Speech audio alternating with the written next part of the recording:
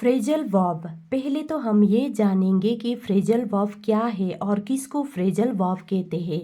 Actually किसी भी दो वर्ड को जोड़ के एक मीनिंग बनता है, उसको फ्रेजल वर्ब कहते हैं। जैसे कि ये पेन है और मैं किसी से बोल रही हूँ पिक अप द पेन, तो पिक अप का एक ही मीनिंग होता है उठाना।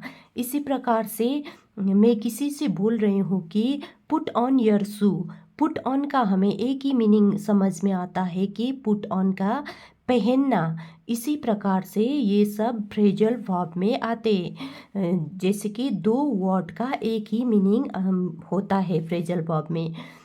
जैसे कि गो इन का मतलब होता है एंटर, गो बैक का मतलब होता है रिटर्न, गो आउट का मतलब होता है लीव, गो ऑन का मतलब होता है कंटिन्यू, गो ऑफ का मतलब होता है लीव, गो अप का मतलब होता है इंक्रीज, गो फॉर का मतलब होता है ट्राई और चूज, गो डाउन का मतलब होता है डिक्रीज, गो बाय का मतलब होता है पास, गो अवे का मतलब होता है लीव, गो है अहेड का मतलब होता है कंटिन्यू, गो अराउंड का मतलब होता है revolve, go on and on का मतलब होता है टॉक ए लॉट।